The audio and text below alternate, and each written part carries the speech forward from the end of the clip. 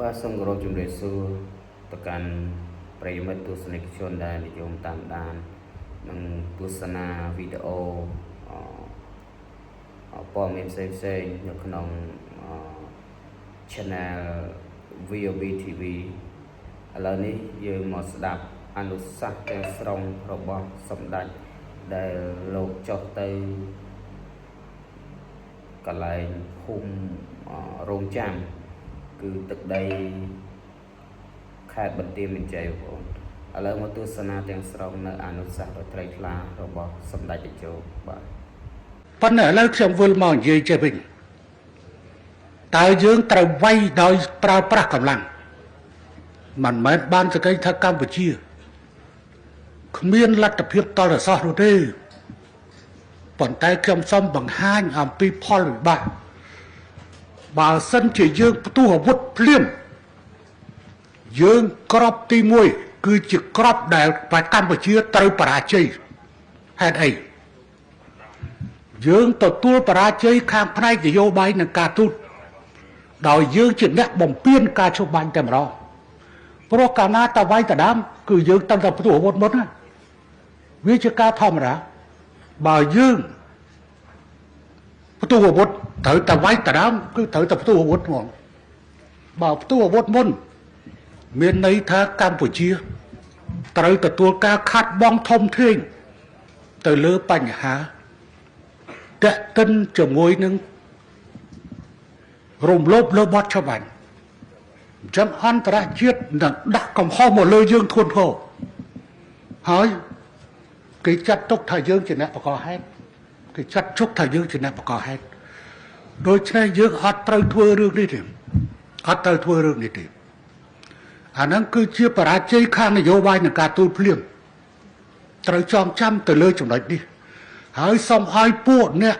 និយមជ្រុលក្តាប់ឲ្យជាប់បញ្ហាកុំមើលឈើម្ដើម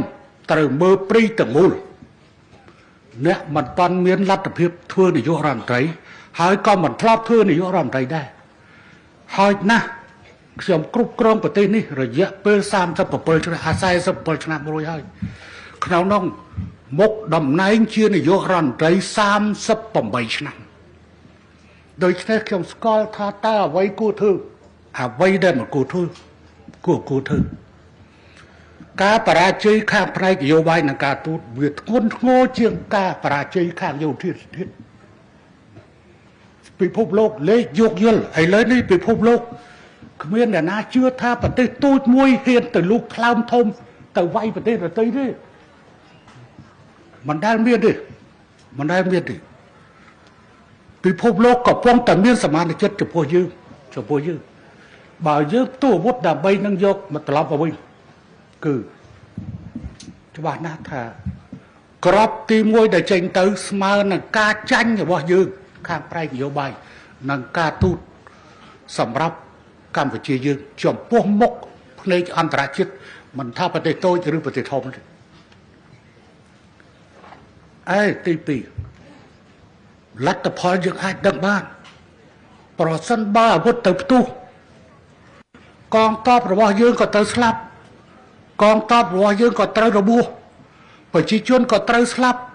ប្រជាជនក៏ត្រូវរបួសសូម្បីតែភូមិដែលយើងកំពុងសាងសង់ហើយនេះក៏អាចនឹងរត់ចោលសារជាថ្មីម្ដងទៀតដែរព្រោះយើងពីនេះទៅព្រំដែនដូចជា8គីឡូម៉ែត្រទេយូរបាទត្រឹមតែ8គីឡូទេណាកំភ្លើងធំគេអាចបាញ់មកដល់ដ្រូនគេអាចបាញ់មកដល់យើងក៏បាញ់ទៅដល់គេវិញដែរ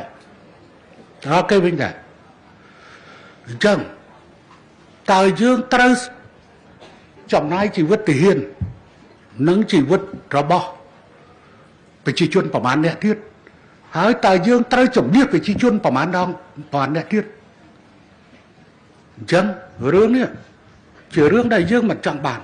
ជារឿងដែលមិនចង់បានអញ្ចឹងដំណោះស្រាយខាងយោធាมันអាចទៅរួចទេហើយម្យ៉ាងទៀតសូមបញ្ជាក់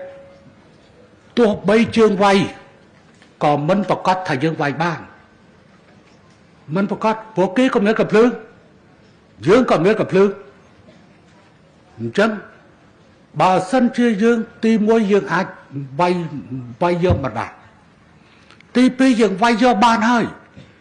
ក៏ប៉ុន្តែយើងក៏មិនអាចឈរជើងបានដែរវាយទៅវាយមកវាយទៅវាយមកដោយសង្គ្រាមរវាងតំបន់ហ្គាហ្សានិងអ៊ីស្រាអែលនិងរវាងប្រទេសខ្លះដែលមានព្រំដែនជាប់ចំនួនជាមួយគ្នាវាคล้ายទៅជាចំនួនតពូជតពងតចំនួនចឹងទេតែយើងចង់បានទេស្ថានភាពបែបនេះយើងពិតជាមិនចង់បានទេដូច្នេះបានជានៅក្នុងរឿងរបបច្បាច់យើងត្រូវគោរពនៅការច្បាច់នោះចឹងកងទ័ពរបស់យើងត្រូវធ្វើសកម្មភាពណាក៏ដោយត្រូវថ្នាក់ក្រោមរបបច្បាច់កុំពពៀន